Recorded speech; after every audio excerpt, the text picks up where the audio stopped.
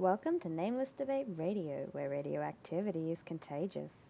You can join us in broadening our minds on the Nameless Debates Discord via the link below, and even feature here yourself, if you've got what it takes. Cool. Hellraisers, yeah. What's that? I have no idea. What's up? How's it going in sync? We got two recorders. Yark and Craig. Yes. I don't know. You know, the last time someone recorded me on a Discord server, the video got like 2 million views. Is that so? Did you know Yark is just Craig backwards? That's pretty impressive. I figured that probably was the case, but I was going to say his name anyways. No, it's just Craig and Mirror Craig. So Craig in Australian? So, Noy, how do you feel about a little Upside down, intellectual competition? What? How do you feel about a little intellectual competition? All right. So what are we going to do? Race tortoises? Debate in sync. No, Debate? we have another debater lined up for him. Oh, cool. What are we going to be debating about? Something cool? Something important? We haven't decided yet. Feel free to your suggestion now. Well, you know, the thing is that I've actually foregone all of my fruitless intellectual endeavors so that I can pursue business. Ah, okay. You guys can debate economics then. That'd be interesting. Not necessarily. No, economics was my first love. However, I've not accrued very much information on it beyond what I already know. Yeah. So let's say I know about as much as any other novice. I know I like the free market. I know that libertarian ideas are generally nice, and I know some statistics to back that up. That's about it. We appear to share a position. Yeah, I mean, of course, I don't. I would much rather prefer to. That's why I like ideas and the proofs that we use to support those ideas. Really about what someone as an individual is capable of grasping, rather than what we project, and then I don't know. It's the same thing, I suppose. So then, if not economics, what's our subject for tonight? I don't know. You know what? Let's say what will be really fun is if I could defend the Bible. That would be nice. Okay, that'd be a good one. Can I get a challenger for that? I know a guy who's he's a knighted Catholic. Oh, that's interesting. There's not a whole lot of those. Yeah, I know. He's also gay and is married 2 traps. There's even less of those. Yeah, a gay knighted Catholic who is in the military. And that is quite the small category. Yeah, I love the guy. I call him Daddy. Only because, you know, he's married, so I'm allowed to do that. Until he's not married, and I'll call him Papi. I see. If you can't find another challenger, I'll take it up. Well, we have to find the challenge first. Of course, I'm happy to be made a fool of. I don't think there's anything particularly shameful about that.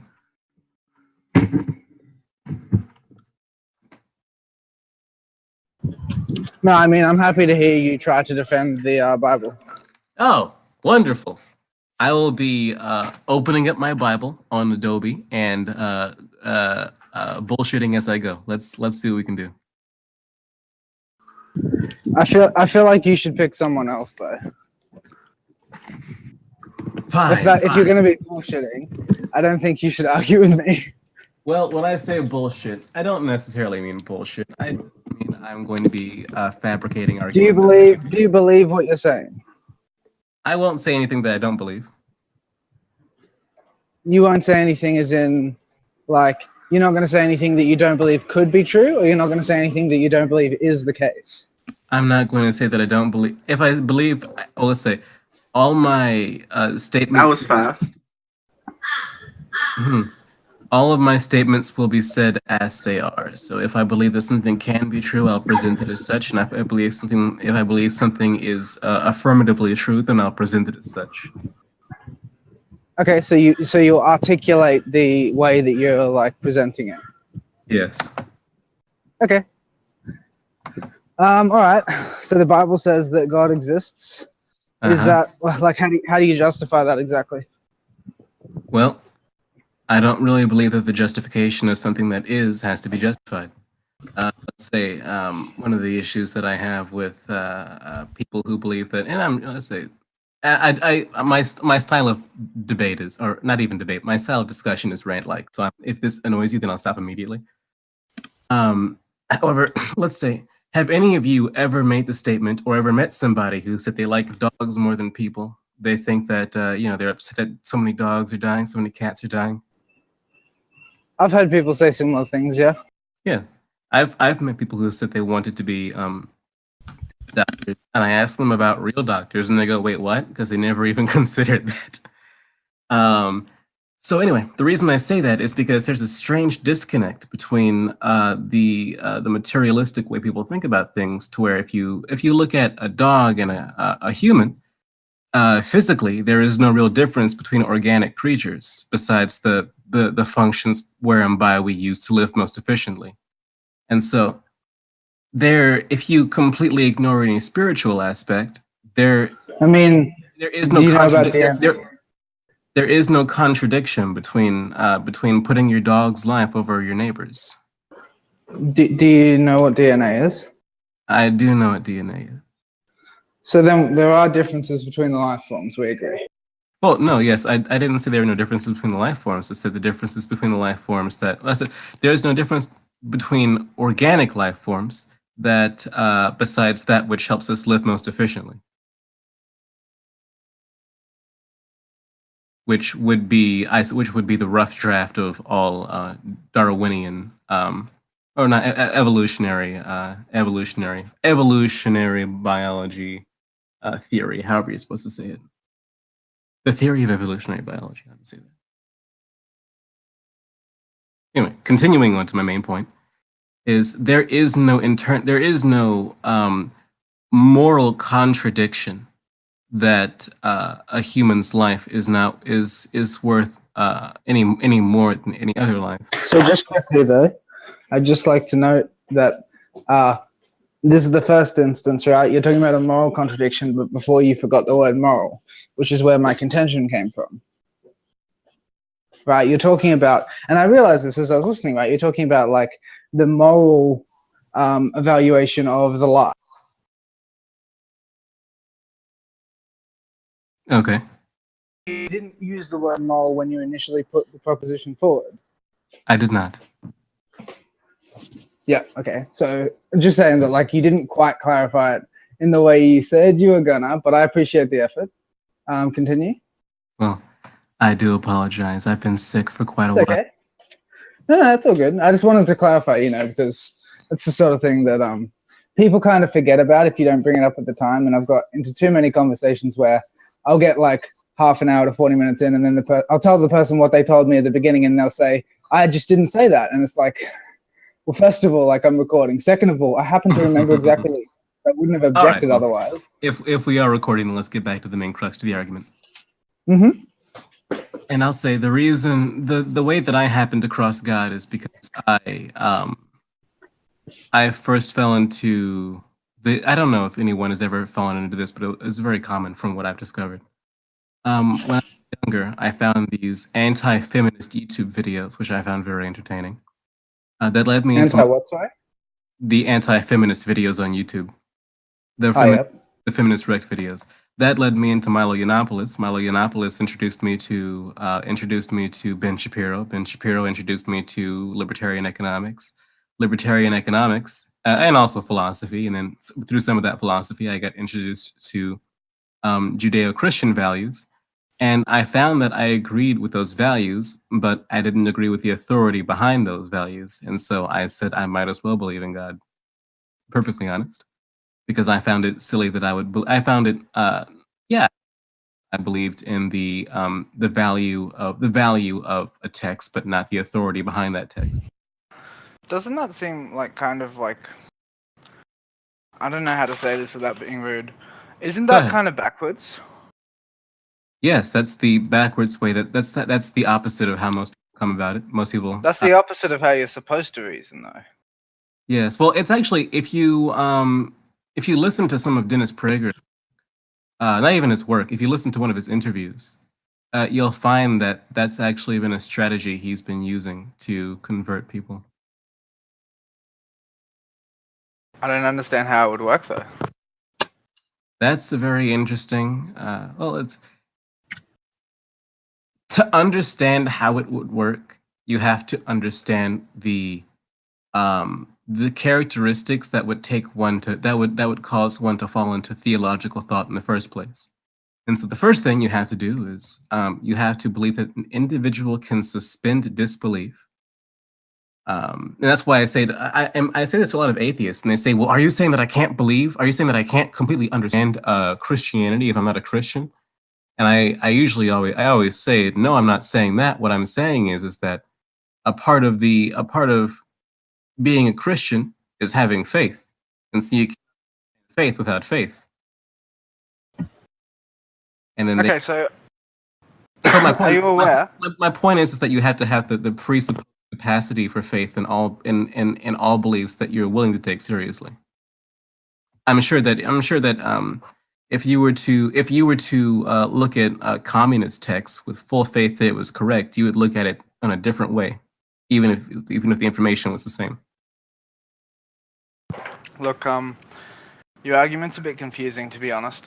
Sounds like you're saying it is better for you to actually think it's true. Say again. It sounds like you're saying it's better for you to actually think it's true. No, that's not what I was trying to say. What I was trying to say is that you have to have the capacity to fool yourself. You have to be able to act. What do you mean the capacity to fool yourself? Well, let's say, do you know actors? Do you know what actors do, right? How they engross themselves in whatever they're doing, but they for the most part know that they're not Johnny. They for the most part know that they're not, Jack Sparrow. I mean, probably, yeah. If you're trying to understand how a person, how a group of people, or how to interpret something, then the best way to interpret it is how it was written and interpreted. Not necessarily. Why do you say that? Well, because you don't know how it was intended to be interpreted. That's why.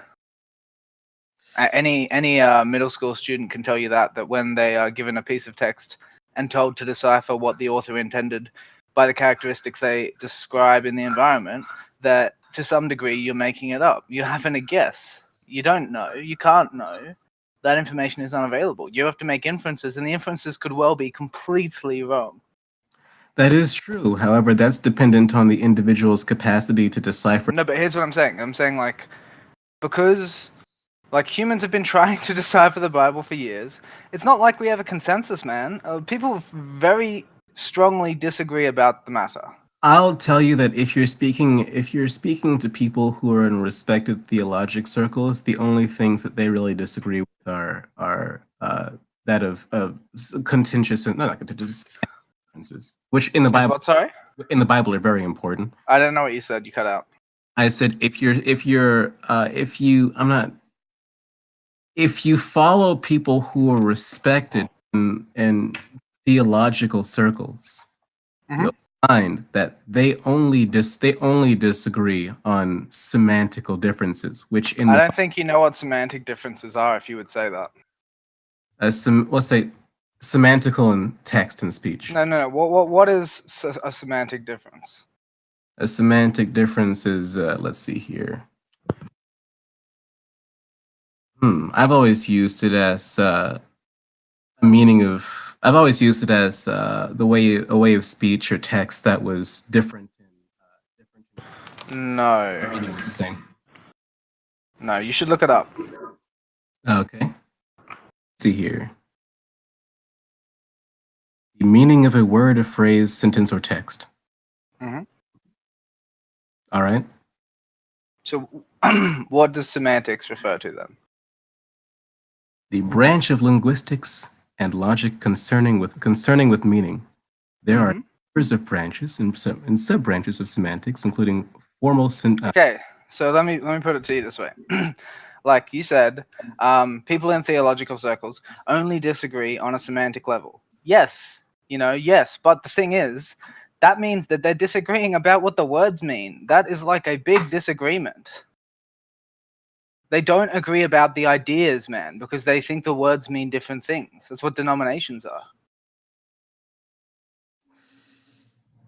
Okay.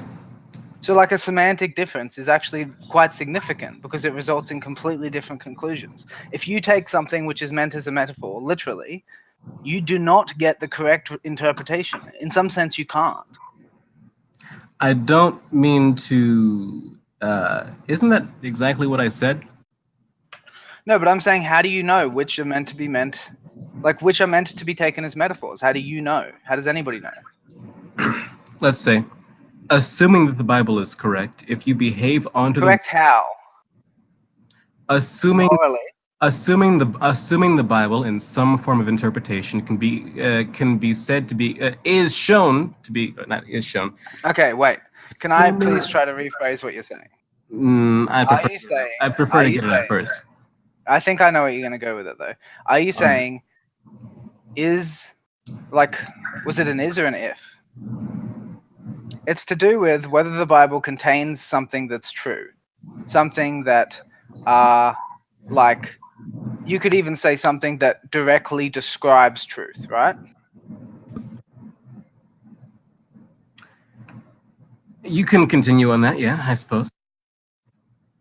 Yep. So I'm saying I do think that, but my question is, how do you tell what bits are how do you tell what the truth is, right? Because the thing is, in my opinion, the Bible and all other religious texts are mythological texts, and they contain in them truth. But figuring out what the truth is quite hard. So look, for example, one of the things is they contain moral lessons. And the reason people often scoff at that is that they think that morality refers to telling you what things are right and wrong. But that's not what morality is about, not the way that it was presented to begin with. It was about teaching you how to make the correct decisions for yourself, right? So morality is not a lesson on what's wrong or a lesson on what's right. Morality is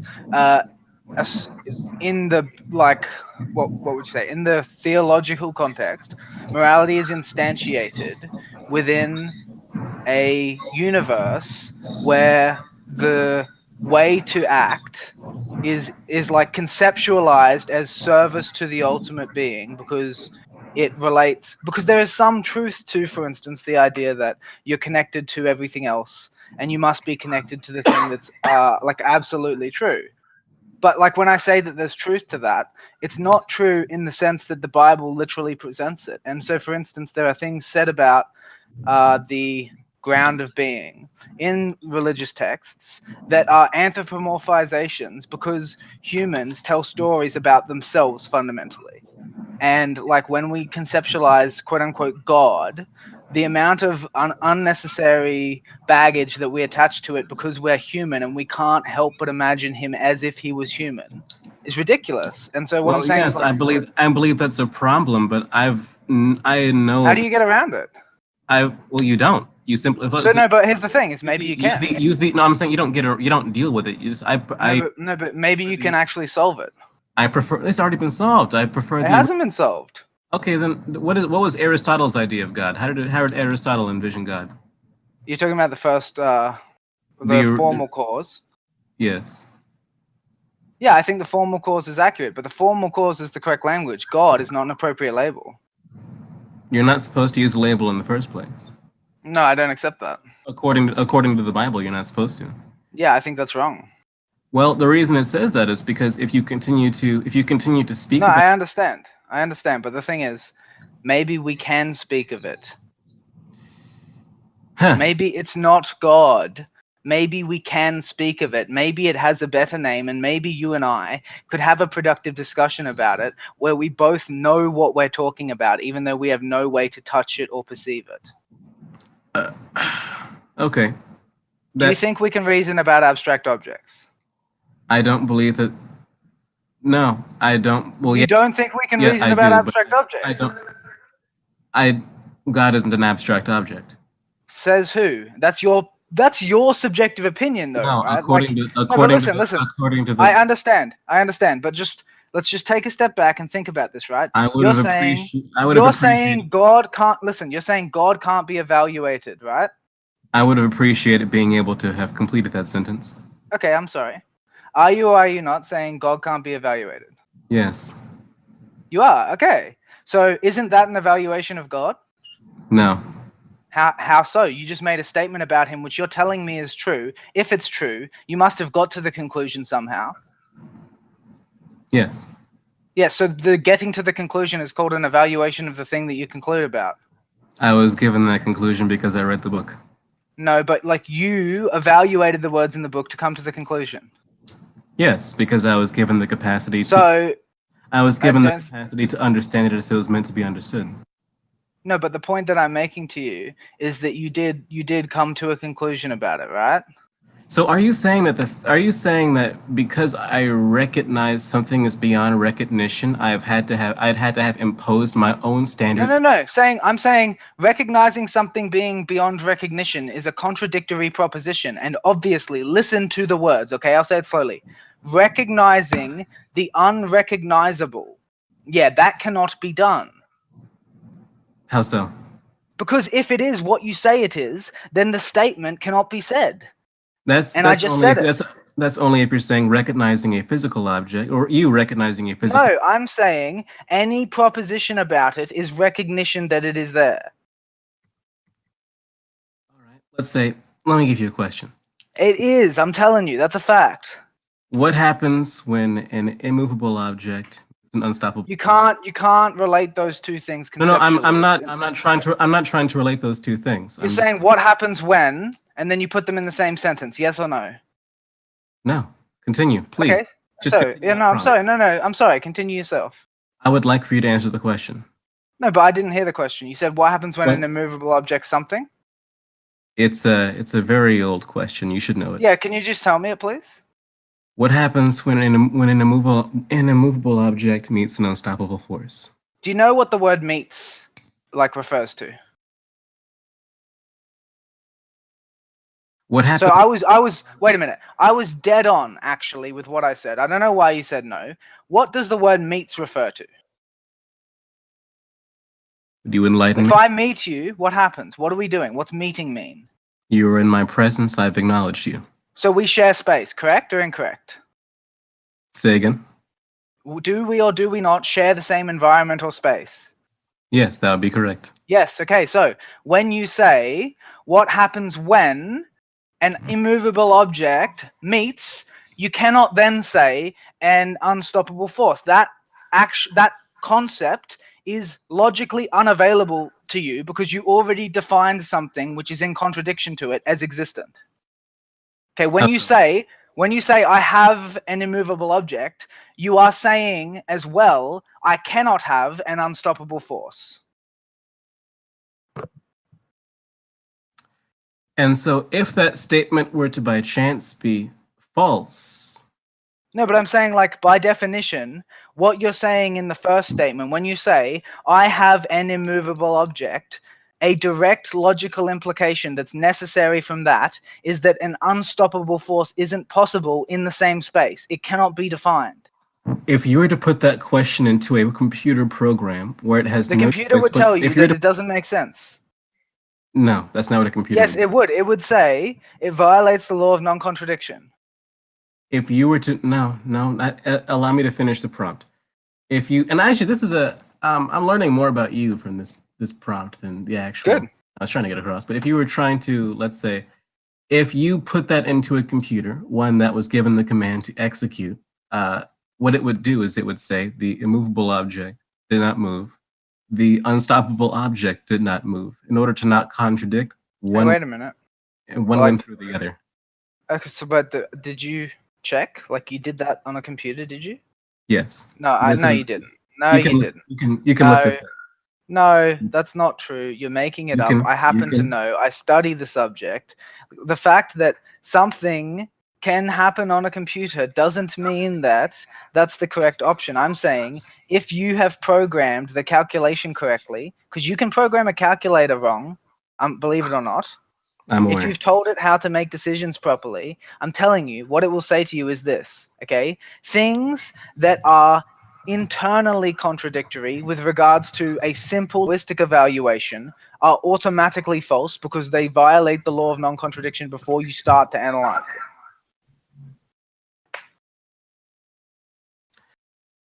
If I say, for instance, okay, an infinite finitude, that cannot exist. It doesn't make sense. Like literally, it does not make sense.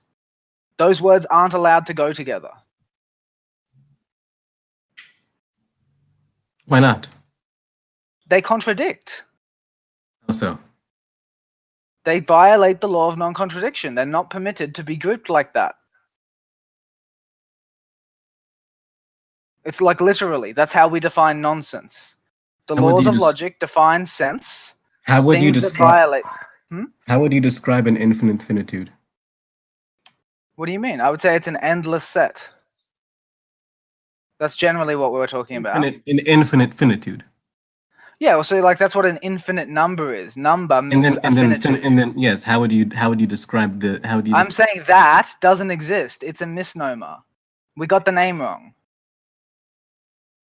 There is a thing in mathematics that's close to that. I'm not saying it doesn't exist. I'm asking No, how. I am. I'm saying that label refers to something in mathematics which it doesn't appropriately correspond to.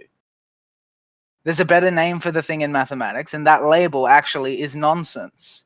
If you were to take the label literally and you were to suspend your disbelief to try to find the I have suspended my disbelief. What I do is I go, okay, so I assume that it could be true, right?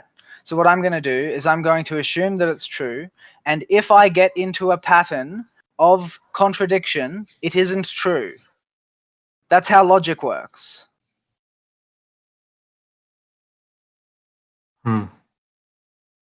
Do you know what I believe an infinite finitude is? What's that? I believe an infinite finitude is anything observed by anything that is not infinite. I don't think that actually makes any sense, but I can see where you're coming from. Hey, I'll give you, since you know you like the God argument, I'll give you a really nice one that I've heard. Like it's not particularly compelling in my opinion, but it's a beautiful argument. It goes like this. I think it's Jewish, to be honest.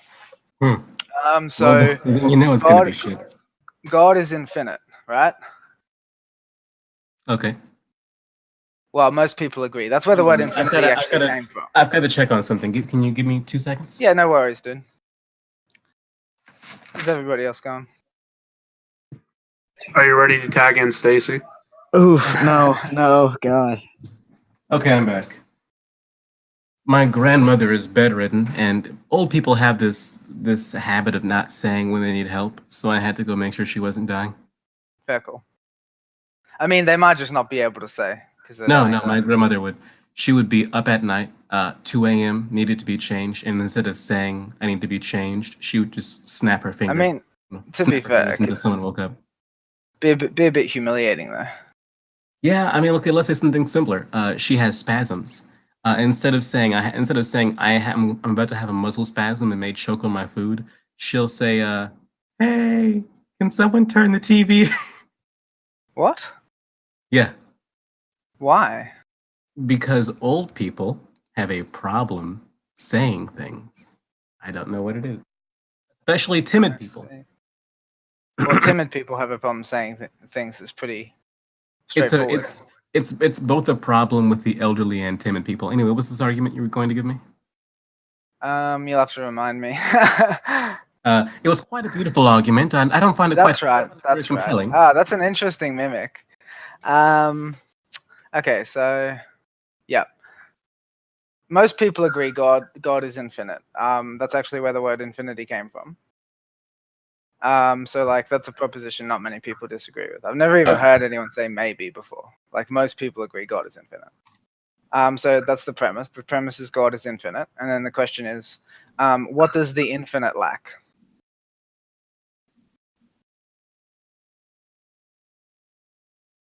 Do you know what the answer is?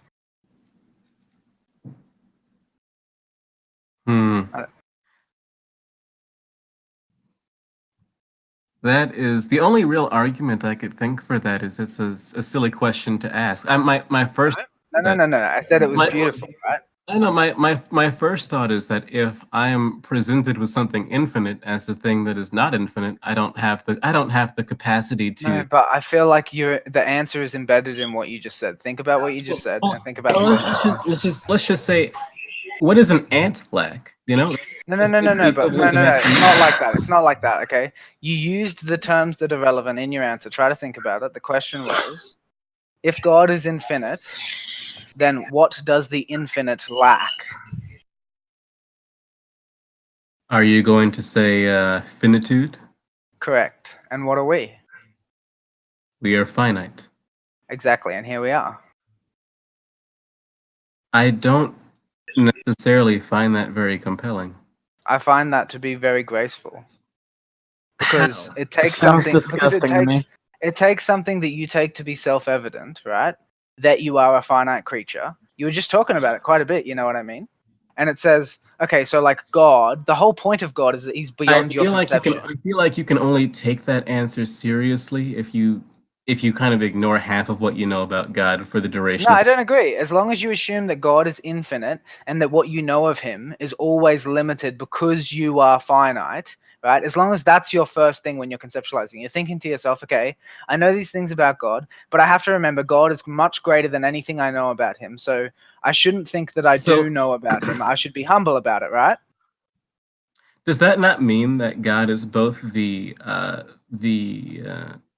well, let's say I was gonna go really metaphysical there, but I wouldn't. Yeah, do it. Metaphysics is my subject, man. I shouldn't. I can tell. Don't do it. Don't do it. Do it. Do it, bro. I can. I Don't do it. Stacy, I'll put you in jail, bitch. I personally Instinct, you do have that. You do that one more time. I'm leaving the server. Oh, my I dude. personally I'm have a gonna do real it now just problem because you with said that. I have a real Don't problem. threaten our man with a good time. Hey, okay, no, listen. The reason I say that the inference I believe that you've taken from that is silly is because God is everything that is infinite and finite. No, but I'm saying like God, as in the way that we distinguish God from what all the things we know is that He transcends everything we know. He transcends us. He definitely transcends what we know about Him, right? Like that's the whole point. Well, God can't be distinguished. God is the most profound thing. That's the idea. God can't be distinguished. No, but that's what I said. God is the most profound thing. We can only distinguish God from what He is to what He does. What does profound mean?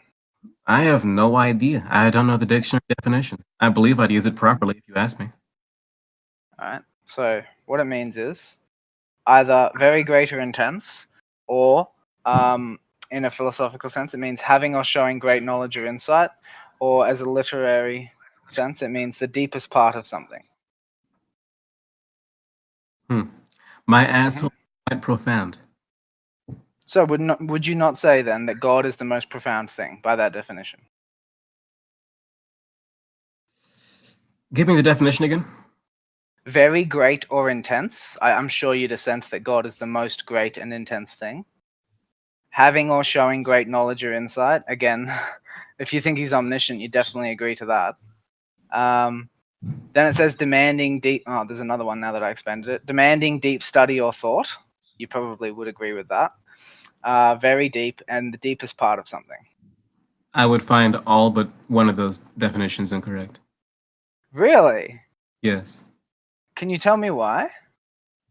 Let's say you cannot have the deepest part of an infinite thing.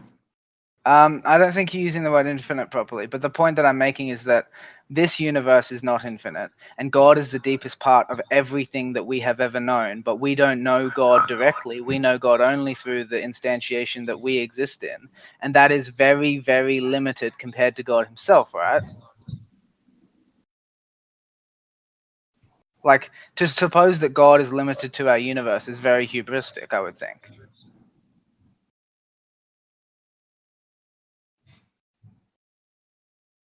I believe you might have cut out.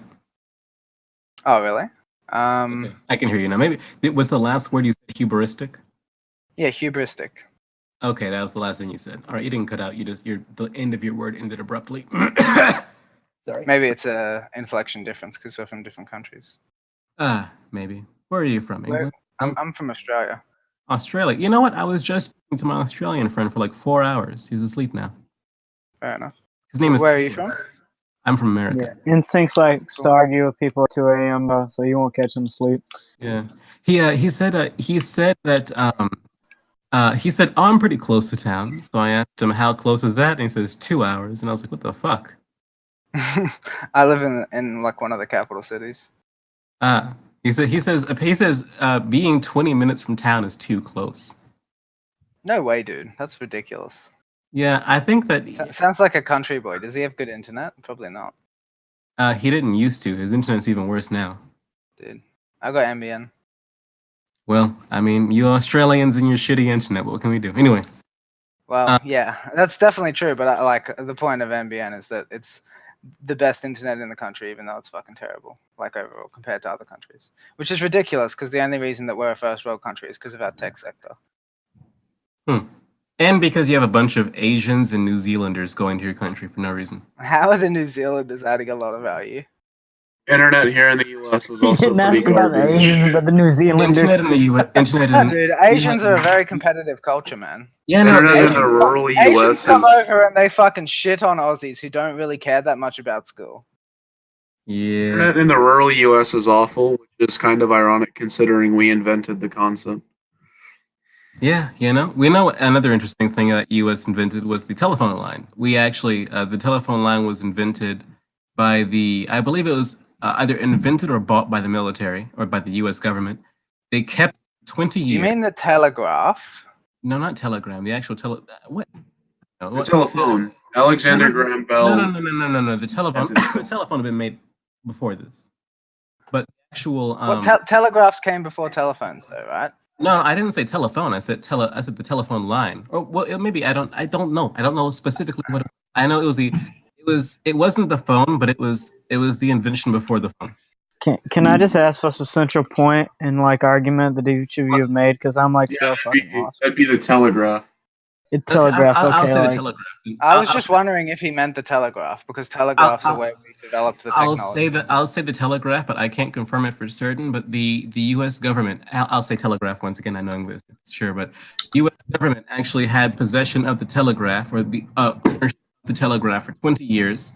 They saw no commercial success, and then they were about to scrap and say it was a useless idea. They sold it to a company. I believe it was like Bell South, whatever AT&T was before this. And it reached a million consumers in a year. Interesting. So we would have had the phone 20 years in advance if not for the fact that the government is inefficient in business.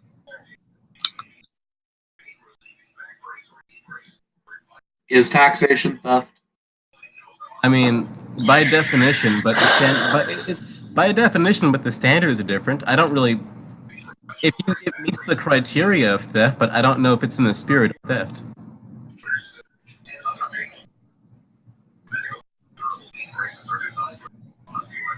In sync, is taxation theft?